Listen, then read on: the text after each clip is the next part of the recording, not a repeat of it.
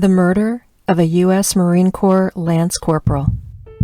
Jack and Trudy Collins were desperate to adopt a second child.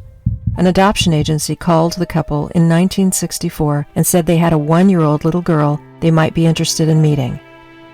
When they saw the blonde-haired girl, Jack and Trudy knew she was meant to be theirs. They decided to name their daughter Suzanne Marie. Suzanne's older brother Stephen attended the University of Virginia after graduating high school, and Jack and Trudy expected Suzanne to follow.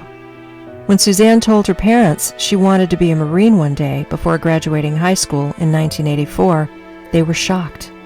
Despite being surprised by his sister's decision to enlist, Stephen was incredibly proud of her.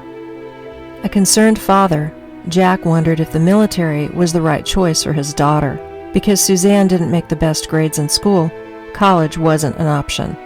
In the Marines, Suzanne was protected from harm, and she was in good hands, Trudy assured him. After graduation, Suzanne spent the remainder of June at home with her family before entering basic training at Parris Island on June 27th. In 1985, Suzanne met her future boyfriend, Greg Gonzo Gonzowski. Gonzo worked as an air traffic controller for the Marines. As a Marine, Suzanne excelled, but she was also popular and loved among her peers. Among the greatest honors in Suzanne's life was being asked to join the honor deck. To be considered for membership in the honor deck, the Marine must have achieved an average of 85% or higher. In addition, the Marine must be recommended by their troop leader. Suzanne was initially challenged by the male Marines on the honor deck because she was female. The men believed that Suzanne was chosen for her beauty, not her skills. As soon as they discovered Suzanne's talent, they were as impressed as anyone else. By the summer of 1985, Suzanne's life was on the right track. Despite being only 19, Suzanne proved she was as tough and capable as any male Marine. Her goal was to become the first female Marine pilot at the Naval Academy in Millington, Tennessee. Suzanne was in a loving relationship with Gonzo, with whom she wished to spend the rest of her life. In fact, Suzanne's life couldn't have been better as she got ready for the late-night jog that summer on July 10, 1985. The next day was graduation, and Suzanne's entire life was ahead of her. When Suzanne didn't meet her friend like she was supposed to, her friend assumed Suzanne was sick. As she approached Suzanne's barracks, the assistant of her captain stopped her and told her to talk to the captain right away. At the same time, a military vehicle pulled up in front of the Collins family residence in Springfield, Virginia. As Stephen approached the car, he assumed it was his sister, but when 2 men in suits exited, he realized there was a problem. The men informed Stephen that his sister Suzanne had been killed the night before. Stephen was in a state of shock. Minutes after Stephen received the devastating news, Trudy Collins returned home with her parents. Stephen told his mom he needed to talk to her before getting his grandparents out of the car. Trudy thought Suzanne had come home early, but when she saw the men, she realized they weren't there to bring good news. They told Trudy the most horrible news anyone could hear about a loved one. Suzanne was dead. She had been murdered. Because she refused to believe it was true, Trudy brought her parents inside her house, but did not reveal what the men told her. She came out again and explained to the men they were mistaken. Suzanne couldn't be dead, let alone murdered, because it was her graduation day. Unfortunately, the devastating news was the truth. Suzanne was murdered outside the naval base the night before while out for a jog. It appeared as if someone had sneaked up on Suzanne during her jog, abducted her, and taken her off base to the nearby Oregon Park, where she was killed. Stephen, Trudy, and men in suits informed Suzanne's grandparents of her death. They just sat there in stunned silence, unable to comprehend what had happened. After telling Suzanne's grandparents, Trudy had to call her husband in New York, where he was on a business trip. She had to inform him that his baby girl had been killed. As soon as Jack Collins got off the phone with Trudy, he flew home to Virginia, where his wife and son met him at the airport. When Jack reached home, he called the naval base in Tennessee to find out what had happened. The Navy base informed him that a suspect was already in custody.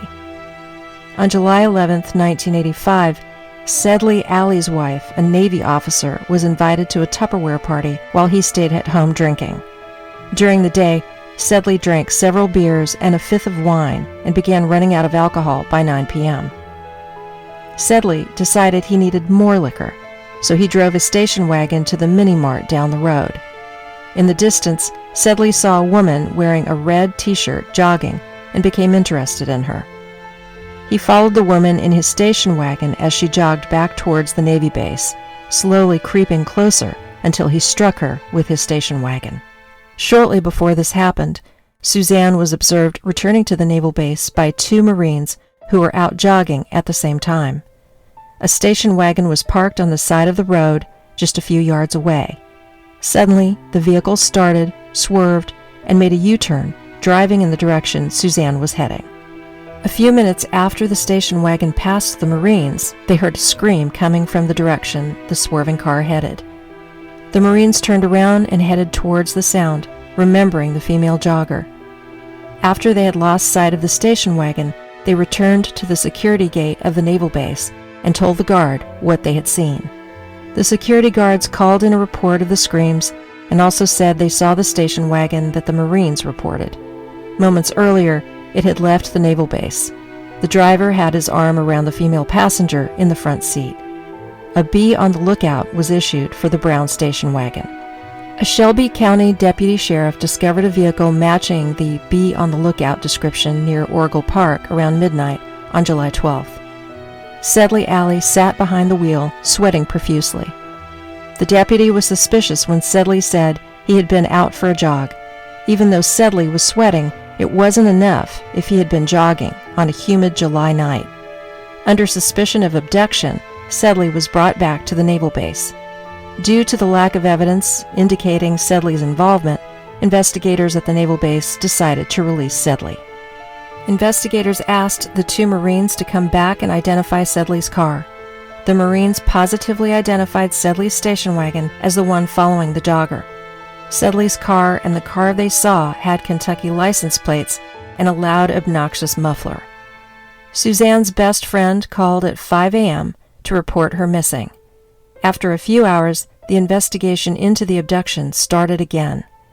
The search began in Oracle Park, where the deputy discovered Sedley's station wagon parked. At 6 a.m., Suzanne's body was found. Her body was in a terrible state. She had scratches all over her body, and her head was covered in blood. A tree limb was forced between Suzanne's legs. Upon searching the area, investigators found a bloody screwdriver. Dr. James Bell's autopsy report concluded Suzanne died of multiple injuries. Suzanne's head injuries were consistent with an object like the screwdriver found near the crime scene. The tree limb caused several internal injuries, and Suzanne's body showed signs of strangulation. Sedley was arrested after Suzanne's body was found. He was washing his pants when authorities arrived at his house. Later, blood was found on 31 different parts of the pants. Blood was also found in Sedley's station wagon. Initially, Sedley denied involvement in Suzanne's death and asked for an attorney. Sedley then changed his mind, saying he would like to talk. He revoked his request for an attorney and told investigators his version of what happened. Driving drunk, Sedley ran over a female jogger. The girl was injured and unconscious, so Sedley took her to the hospital in his station wagon. Because he had been drinking, he couldn't call for help, but the woman awoke on the way to the hospital. When she began to fight, Sedley hit her to keep her quiet. He didn't even realize he had the screwdriver. Sedley staged the scene as a sexual assault, believing he had killed her. Investigators questioned Sedley's wife, who said his former wife had died accidentally years earlier. 3 days after filing for divorce from Sedley, she was found dead. According to Sedley, his wife was out drinking, came home drunk, then took a bath. She drowned after falling asleep in the tub.